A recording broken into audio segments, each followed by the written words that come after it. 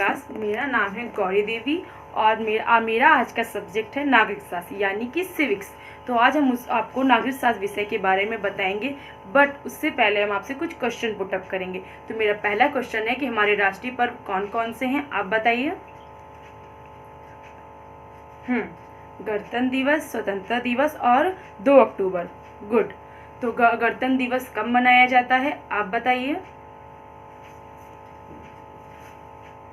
गणतंत्र दिवस 26 जनवरी 1950 को मनाया जाता है। Very good. तो 26 जनवरी को क्या लागू हुआ था, आप बताइए बेटा।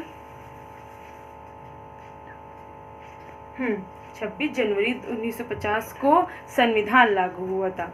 गुड। तो जो हमारा संविधान है उसमें जो हमारे अधिकार हैं वो कहाँ लिखे जाते हैं, आप बताइए।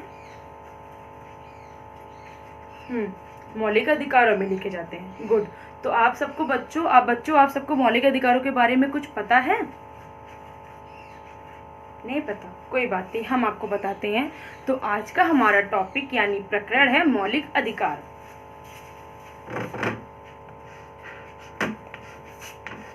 क्या है मौलिक अधिकार?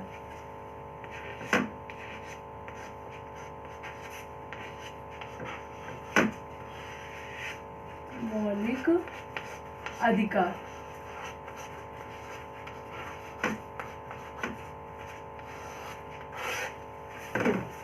तो आज हम आपको नागरिक शास्त्र विषय के अंतर्गत मौलिक अधिकार नामक प्रकरण का अध्ययन करेंगे। तो पहले हम आपको बताते हैं मौलिक अधिकार के बारे में। तो समाज के सर्वांगीण विकास के लिए अधिकारों का होना बहुत जरूरी है। बिना अधिकारों के मानव किसी भी क्षेत्र में विकास असंभव है। मतलब बिना अधिकारों के मानव का किसी भी क्षेत्र में कहीं पे भी विकास बिल्कुल असंभव होता है। इन्हीं आधारभूत अधिकारों और आवश्यकताओं को मौलिक अधिकार कहते हैं। हमारे मूल अधिकार वे हैं जिनको मानना संघीय सरकारों और राज्य सरकारों को अनिवार्य होता है। इनकी रक्षा न्यायपालिका करती है। मौलिक अधिकारों का उल्लेख 18 अनुच्छेदों में किया गया है। मतलब हमारे जो मौलिक अधिकार हैं उनका जो उल्लेख होता है वो 18 अनुच्छेदों में किया गया है। मतलब यानी कि अनुच्छेद 18 में किया गया। मौलिक अधिकार प्रजातंत्र के आधारभूत स्तंभ होते हैं। जो मौलिक अधिकार होता है वो जो प्रजातंत्र है उसके आधारभूत स्तंभ होता है। ये सामाजिक आर्थिक नागरिक के जीवन की प्रभावात्मक उपयोग के एकमात्र साधन होते हैं। हमारे जो अधिकार होते हैं वो मानव के लिए बहुत जरूरी होता है, क्योंकि बिना अधिकार के हमें मतलब कोई भी छूट नहीं होती कि हम ये काम कर लें या ये वो काम कर लें। तो बिना अधिकारों के हम किसी भी क्षेत्र में कैसे सर्वाइव कर सकते हैं। जब हमें कोई अधिकार ही नहीं होगा तो हम कैसे भी सर्वाइव करेंगे, कि हम वो काम कैसे करेंगे जब हमको वो अधिकार ही नहीं होगा। तो इसलिए हमारे लिए एक मानव के लिए मौलिक अधिकारों का होना बहुत जरूरी है। तो इसमें आप मौलिक अधिकारों का होना बहुत जरूरी है। तो मौलिक अधिकारों का जो अनुच्छेद 18 में है, मतलब उनका जो उल्लेख है मौलिक अधिकारों का वो अनुच्छेद 18 में किया गया। किसमें किया गया है? पहला है मतलब मौलिक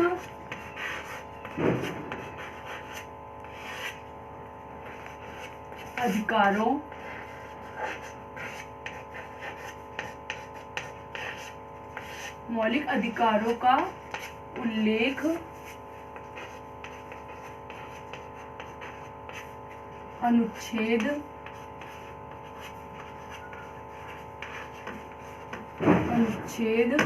18 किसमें किया गया? मौलिक अधिकारों का उल्लेख अनुच्छेद 18 में किया गया है। 18 में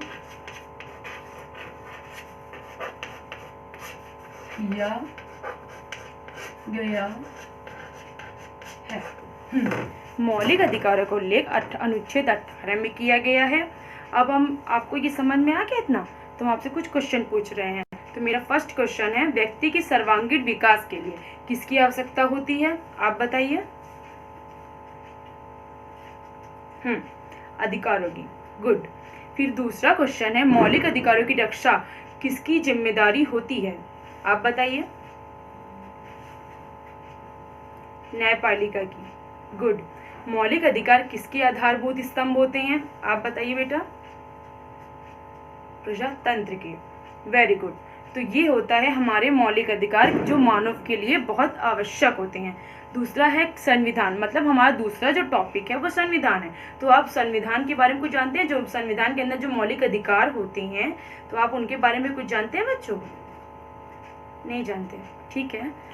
तो फिर हम बता रहे हैं, जो हमारा भारतीय संविधान में है, भारतीय संविधान है, उसमें जो हमारे मौलिक अधिकार होते हैं उनकी संकल्पना हमारे जो अमेरिका संविधान में है उनके द्वारा लागू की गई थी,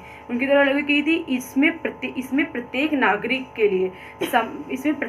के लिए समानता, सम्मान, राष्ट्रहित और राष्ट्रीय एकता को समाहित किया गया है। भारतीय संविधान के भाग 1 में, भारतीय संविधान के जो भाग 1 हैं उसमें अनुच्छेद 12 से लेकर 35 तक मूल अधिकारों का विवरण किया गया। अनुच्छेद 12 से लेकर 35 तक जो मूल अधिकार है हमारे, उनका पूरा डिटेल यानी विवरण किया गया है। मौलिक अधिकार हमारे जैसे कुछ मौलिक अधिकार होते हैं, उनके वर्गीकरण हम आपको बताते हैं, उनके बारे में आपको डिटेल में थोड़ा बताते हैं। जैसे मौलिक अधिकार हमें 6, मतलब हमारे जो मौलिक अधिकार हैं वो 6 हैं। पहला है समानता का अधिकार, मतलब हमारे जो मौलिक अधिकार हैं वो कितने हैं? 6 हैं। तो पहला क्या है?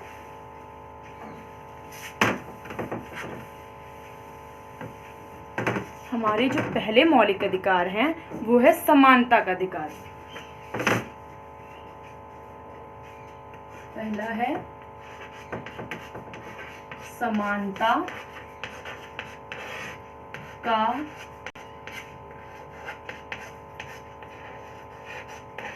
अधिकार। पहला है समानता का अधिकार। दूसरा समानता का अधिकार जो अनुच्छेद 14 से 18 तक आता है, मतलब अनुच्छेद 14 से 18 तक समानता का अधिकार आता है। कितने में आता है? अनुच्छेद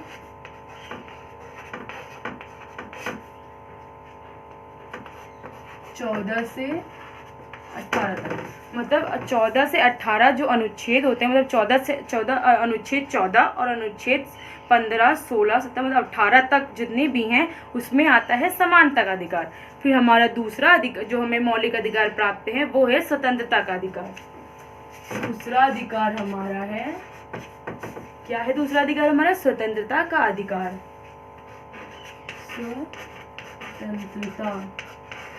स्वतंत्रता का अधिकार।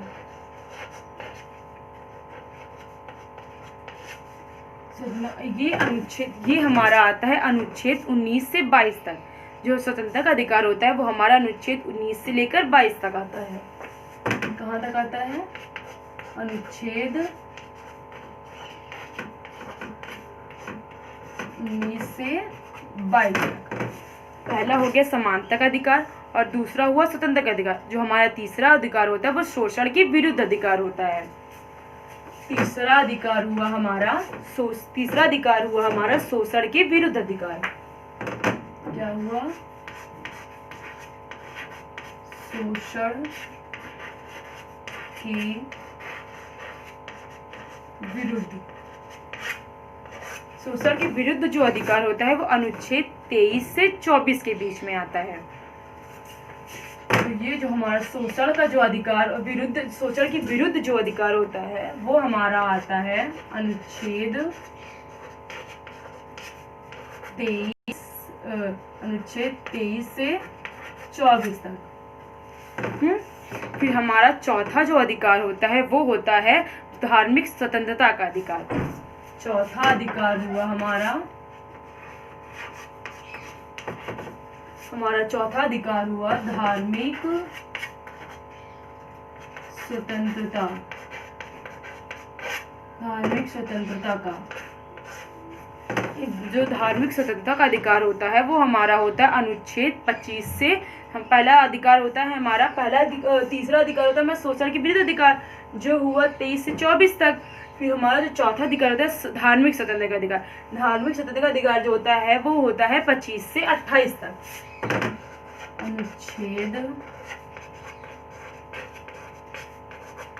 25 से 28 ये होता है हमारा चौथा अधिकार। अब हुआ हमारा पांचवा अधिकार। पांचवा अधिकार होता है सांस्कृतिक एवं शिक्षा का अधिकार। मतलब हमारी जो संस्कृति होती है और जो शिक्षा होती है उसके उसके विरुद्ध अधिकार। मतलब उसके लिए हमारा जो अधिकार होता है वो पांचवा होता है हमारा सांस्कृतिक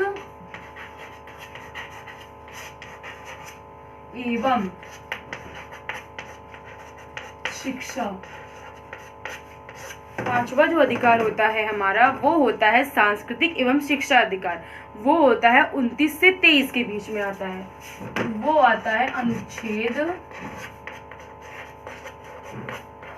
29 से 30 के बीच में।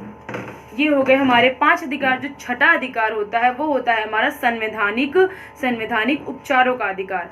किसका अधिकार होता है? संवैधानिक उपचारों का अधिकार। हमारा छठा यानी लास्ट अधिकार जो होता है वो होता है संवैधानिक उपचारों का अधिकार।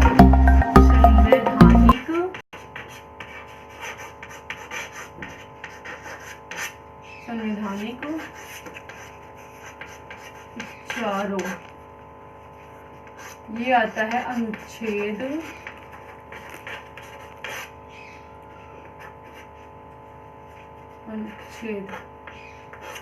मतलब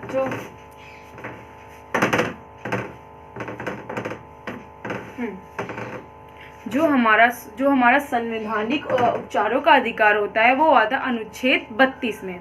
किस में आता है? अनुच्छेद 32 में। तो ये हो गया हमारे 6 अधिकार जो हमारे मौलिक अधिकार हैं। पहला क्या है? समानता अधिकार। दूसरा है हमारा स्वतंत्रता का अधिकार। तीसरा है हमारा शोषण के विरुद्ध अधिकार। चौथा है हमारा धार्मिक स्वतंत्रता का अधिकार। पांचवा है हमारा संस्कृति एवं शिक्षा के अधिकार। और छठा है हमारा संवैधानिक उपचारों का अधिकार।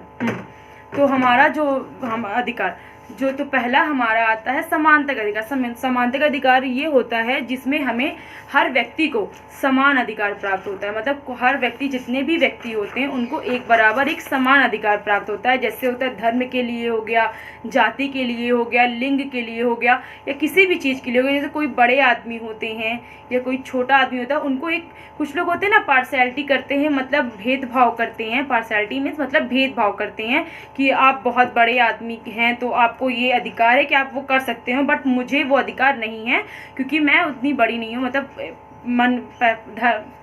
पैसों में लेकर वो उतनी बड़ी नहीं हूँ तो मुझे वो अधिकार नहीं है। ये गलत है। आज के जो हमारे मौलिक अधिकार में होते हैं, आज के मतलब हमारे सरकार ने हमें एक बराबर एक अधिकार दिया है। मतलब समानता, जो उनका अधिकार है वही मेरा भी अधिकार है। एक दूसरे का मतलब हर व्यक्ति का एक समान एक बराबर अधिकार है, वो होता है समानता का अधिकार। ठीक है, जो आता है अनुच्छेद 14 से 18 में। दूसरा होता है हमारा स्वतंत्रता का अधिकार। स्वतंत्रता का अधिकार क्या होता है? स्वतंत्रता का अधिकार ये होता है कि हमें हर चीज़ में स्वतंत्रता प्राप्त होती है। जैसे होता है विचार एवं अभिव्यक्ति की स्वतंत्रता। मतलब हमें विचार करने की, मतलब विचार करने किसी भी चीज़ को लेकर कि विचार करने की वो हमारा अधिकार है कि हम स्वतंत्रता को लेकर किसी चीज़ को विचार कर रहे हैं तो वो हमारा अधिकार है, क्योंकि वो हमें कोई मना नहीं कर सकता, वो तो हमारा अधिकार होता है। दूसरा होता है हमारा निवास का अधिकार। मतलब हमें कहीं भी ज़मीन लेना है या कहीं भी रहना है, किसी भारत देश में कहीं भी लेना है, कहीं भी जाना है, रहना है, किसी जगह जाना है, तो हमें वो अधिकार है कि हाँ हम जा सकते हैं, हमें किसी की परमिशन की ज़रूरत नहीं होती है। फिर तीसरा होता है हमारा अधिकार राज्य की सुरक्षा संप्रभुता का अधिकार। जो राज्य की सुरक्षा के लिए जो हमारा अधिकार होता है कि हम राज्य की, सिर्फ पुलिस या उन सब के लिए ही नहीं, कि हमारा भी वो अधिकार होता है कि हमारा भी कर्तव्य होता है कि हम अपने राज्य के लिए उसके बारे में कुछ सोचें, उसकी रक्षा के लिए, उसकी सुरक्षा के बारे में हम कुछ सोचें। वो हमारा आता है किसकी भी स्वतंत्रता के अधिकार के बीच में आता है, स्वतंत्रता के अधिकार में आता है, जो हमारे अनुच्छेद 19 से 22 तक आते हैं। तीसरा अधिकार होता है हमारा शोषण के विरुद्ध अधिकार। शोषण के मोस्ट इंपॉर्टेंट, जैसे शोषण के विरुद्ध अधिकार जैसे होता है कि हमारे ऊपर कुछ शोषण हो रहा है, जैसे दहेज को लेकर या जाति को लेकर या धर्म को लेकर जो हमारा होता है कि उसमें कि हाँ हमें अधिकार होता है कि हाँ हम शोषण के विरुद्ध उसके लिए हम एक्शन ले सकें, उसके खिलाफ, उसके बाद जैसे उसके खिलाफ एक्शन ले सकें और हम बोल सकें कि हाँ हमारा अधिकार है कि हमारे साथ गलत हो रहा है, हमारे साथ शोषण हो रहा है, तो हम उसके खिलाफ एक्शन ले सकते हैं, उसका अधिकार हमें होता है।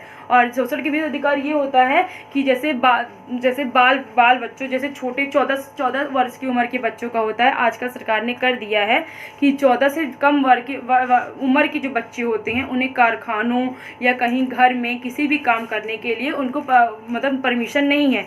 14 से कम वर्ष की उम्र के बच्चों के लिए परमिशन नहीं है उन्हें कि वो किसी घर, कारखानों में या किसी भी जगहों पर बच्चों को परमिशन नहीं है कि वो जाकर वहाँ पे काम करें, ये अधिकार उनको नहीं है।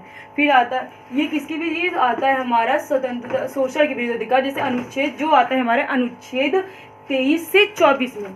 फिर मेरा चौथा अधिकार, जो हमारा मौलिक अधिकार में जो चौथा अधिकार होता है वो होता है धार्मिक स्वतंत्रता का अधिकार, मोस्ट इम्पॉर्टेंट। जैसे धार्मिक स्वतंत्रता जो हमारे धर्म को लेकर बहुत आजकल होता है ना, कि जैसे वो हिंदू हैं, वो मुसलमान हैं, वो क्रिश्चियन हैं, तो बहुत ज़्यादा पार्शलिटी करते हैं कि नहीं भाई तुम हिंदू हो तो तुम वहाँ नहीं जा सकते, मस्जिद में नहीं जा सकते, और तुम मस्जिद में नहीं आ सकते हो, मुसलमान हो तुम मंदिर में नहीं आ सकते हो। और जैसे कि होता है कि मतलब हमें मतलब आजकल जो है सबको छूट है कि आप अगर हो कोई भी अपने धर्म हो, चाहे हिंदू हो, चाहे मुसलमान हो, चाहे जो हो, आपको पूरी छूट है कि आप कहीं भी जा सकते हो, अपने मंदिर जो आपका अपना धर्म है उससे आप अपनी स्वतंत्रता के साथ अपना सकते हो, कहीं भी कर सकते हो, पूजा पाठ कुछ भी आप अपना जो भी आपका अधिकार है वो आप आराम से कर सकते हो। उसमें आपको कोई रोक टोक या कोई भी चीज़ का वो चीज़ मतलब कुछ भी रोक टोक नहीं रहती है। ये आता है हमारा धार्मिक स्वतंत्रता का अधिकार। फिर जो आता है अनुच्छेद 25 से लेकर 28 तक होता है। फिर आता है हमारा पांचवा अधिकार जो होता है वो होता है सांस्कृतिक एवं शिक्षा का अधिकार। तो हमारा जो सांस्कृतिक एवं शिक्षा का अधिकार जो होता है वो आता है अनुच्छेद 29 में। मतलब किसमें होता है? अनुच्छेद 29 से 30 में। अनुच्छेद 29 के तहत जो हमारा सांस्कृतिक और शिक्षा का अधिकार होता है, मतलब संस्कृति को लेकर अधिकार जो होता है, जैसे हमें संस्कृति होती है, शिक्षा का मतलब कि हम किसी भी जगह पे हमें भारत देश में हमें ये अधिकार होता है कि हम चाहे जिस जाति के हों या किसी भी धर्म के हों, तो हमें पूरी छूट होती है कि हाँ हम किसी भी स्कूल या किसी कॉलेज या किसी वहाँ पे यूनिवर्सिटी में अपना एडमिशन यानी दाखिला करवा सकते हैं। चाहे आप किसी भी कास्ट, लिंग मतलब जाति किसी भी चीज़ के हों तो आपका एडमिशन वहाँ पे हो सकता है। वो हमें पूरी स्वतंत्रता होती है कि हमें उस चीज़ की कोई रोक टोक नहीं होता है। आपके धर्म को लेकर, संस्कृति को लेकर किसी भी चीज़ की रोक टोक वो नहीं होती है कि आप आराम से जाकर वहाँ पे दाखिला यानी एडमिशन आप ले सकते हो। इतनी स्वतंत्रता हमको दी गई है कि जो आता है हमारे अनुच्छेद 29 और 30 में। फिर आता है हमारा लास्ट यानी छठा मौलिक अधिकार जो होते हैं, जो लास्ट अधिकार होता है वो होता है हमारे संवैधानिक उपचारों का अधिकार। संवैधानिक उपचारों का अधिकार जो होता है वो होता है कि मतलब जैसे डॉक्टर भीमराव अंबेडकर हैं, उन्होंने इस अधिकार को संविधान की आत्मा कहा है। मतलब जो संवैधानिक उपचार के जो अधिकार होते हैं, डॉक्टर भीमराव अंबेडकर ने उसे संविधान की आत्मा कहा है। उन्होंने संविधान में अनुच्छेद 32 में, अनुच्छेद 32 है ना, सॉरी अनुच्छेद 32 में, मतलब संविधान के अनुच्छेद में जो संविधान में जो अनुच्छेद 32 है, अनुच्छेद 32 में उसमें उसके तहत केवल गुण अधिकारों की गारंटी दी गई है कि अन्य किसी गैर मूल अधिकार, संवैधानिक अधिकार व लौकिक अधिकारों को नहीं दी गई। मतलब जो अधिकार दिए गए इस तहत के अंतर्गत हमें मौलिक अधिकार और संवैधानिक अधिकार और लौकिक अधिकार तीनों अधिकारों की छूट दी गई है जो हमारे संवैधानिक अधिकारों के अंदर आते हैं। तो ये हो गया हमारे छह मौलिक अधिकार। आपको इसमें बच्चों आपको इसमें कोई प्रॉब्लम मतलब कोई परेशानी हो तो आप हमको बता दीजिए। अगर आपको जो समझ में ना आया हो तो आप हमसे पूछ सकते हैं। जैसे हम आपको फिर एक बार बता देते हैं कि हमारे कौन कौन से मौलिक अधिकार होते हैं। वैसे तो पहले 7 मौलिक अधिकार हमारे थे, लेकिन अब 6 मौलिक अधिकार हो गए हैं। जैसे पहला समानता का अधिकार, स्वतंत्रता का अधिकार, जैसे हमने आपको बताया समानता का अधिकार के बारे में कि हमें पूरी समानता होती है कि हम कहीं हर व्यक्ति को एक समान अधिकार प्राप्त होता है। स्वतंत्रता का अधिकार, फिर शोषण के विरुद्ध अधिकार कि हमें 14 वर्ष से कम वर्ष के बच्चों को कोई भी कारखाने या घर में कोई भी काम करने के लिए अधिकार मना किया गया है कि 14 वर्ष से कम उम्र के बच्चे कहीं भी काम आप नहीं रख सकते हैं। फिर आता है हमारा चौथा अधिकार जो है धार्मिक स्वतंत्रता का अधिकार होता है। फिर आता है हमारा 5वां अधिकार संस्कृति एवं शिक्षा के विरुद्ध अधिकार। फिर आता है हमारा संवैधानिक उपचारों का अधिकार। ये हो गए हमारे 6 मौलिक अधिकार जो हमें हमारी जिनकी हमें स्वतंत्रता है कि हाँ इसके अंतर्गत, इन अनुच्छेदों के अंतर्गत हमें पूरी स्वतंत्रता है कि हाँ हम अब कहीं भी कुछ भी, मतलब जैसे हमारे धर्म को लेकर, लिंग को लेकर, जाति को लेकर हमें वो स्वतंत्रता है कि हम पढ़ भी सकते हैं, कहीं भी एडमिशन भी ले सकते हैं, कहीं भी जा भी सकते हैं। भारत देश के अंतर्गत जो भी हमें स्वतंत्रता, हमारे अधिकार हैं उन्हें हम अपना सकते हैं। ये हो गए हमारे 6 मौलिक अधिकार। ये हो गए हमारे 6 मौलिक अधिकार। अब इसमें हम आपसे कुछ क्वेश्चन पुटअप करते हैं। जैसे हुए कौन सा मौलिक अधिकार अब केवल कानून है, मतलब हम कौन सा मौलिक अधिकार अब केवल कानूनी है। बच्चों आप बताइए बेटा। संपत्ति का अधिकार। गुड। दूसरा क्वेश्चन है हमारा कि किस संविधान संशोधन द्वारा संपत्ति का अधिकार हटाया गया है, आप बताइए। 44वें संविधान संशोधन द्वारा। गुड। फिर आता है मौलिक अधिकार हमें क्या प्रदान करता है, आप बताइए। हाँ, मौलिक अधिकार हमें न्याय तथा उचित व्यवहार की सुरक्षा प्रदान करता है। गुड। तो बच्चों हमने जो आपको अभी 6 मौलिक अधिकारों के बारे में बताया वो आपको अच्छे से समझ में आ गया। अगर आपको कोई भी प्रॉब्लम हो रही है इसमें तो आप हमसे पूछ सकते हैं, या आप अपनी कॉपी में लिख लीजिए।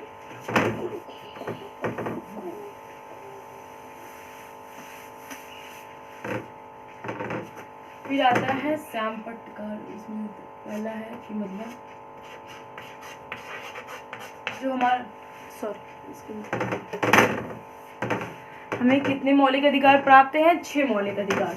तो हमारे मौलिक अधिकार जो हैं वो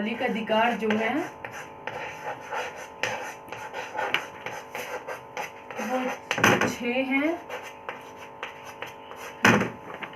और जो संविधान, जो हमारे मौलिक अधिकारों का जो उल्लेख जिसमें किया गया है वो अनुच्छेद 18 में किया गया है। किसमें किया गया है हमारे मौलिक अधिकारों का उल्लेख?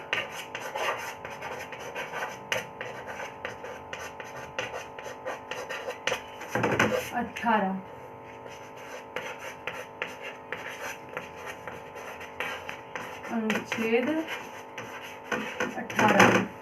तो हमारे जो मौलिक अधिकार वो 6 होते हैं, और हमारे जो मौलिक अधिकारों का जो उल्लेख होता है, मतलब जो हमारे मौलिक अधिकार का जो मेन इसमें उल्लेख किया गया है वो अनुच्छेद 18 में किया गया है।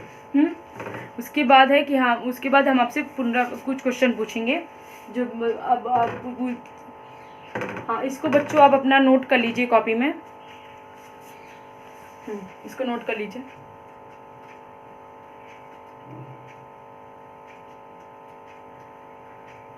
लिख लिया। तो हमारे क्वेश्चन है हमारा राष्ट्रीय पर्व कौन कौन से हैं, आप बताइए। स्वतंत्रता दिवस, गणतंत्र दिवस 2 अक्टूबर। गुड। दूसरा क्वेश्चन है कि मौलिक अधिकार हमें क्या प्रदान करते हैं, आप बताइए। मौलिक अधिकार हमें स्वतंत्रता एवं अधिकार प्रदान करते हैं। गुड।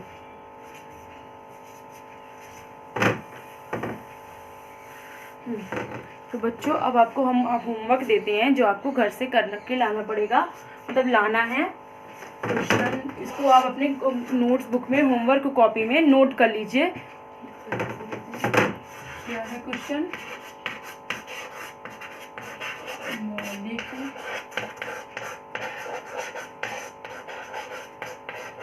अधिकार किसे कहते हैं, लिखकर तथा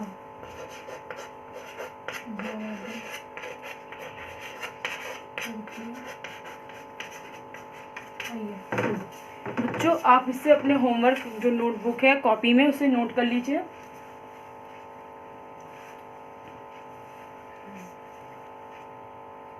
नोट कर लिया? ओके। तो आज का हमारा जो टॉपिक था मौलिक अधिकार वो आपको अच्छे से समझ में आ गया। अगर आपको कोई प्रॉब्लम हुई हो, जो आप कोई भी चीज़ अगर आपको समझ में नहीं आई हो मौलिक अधिकार के बारे में, या उसमें जो अधिकार हैं हमारे जितने भी अधिकार हैं 6 अधिकार, उसमें आपको अगर कुछ समझ में नहीं आया हो तो आप हमसे पूछ सकते हैं। ठीक है, तो आज की हमारी क्लास यहीं तक थी। Thank you so much class लेने के लिए।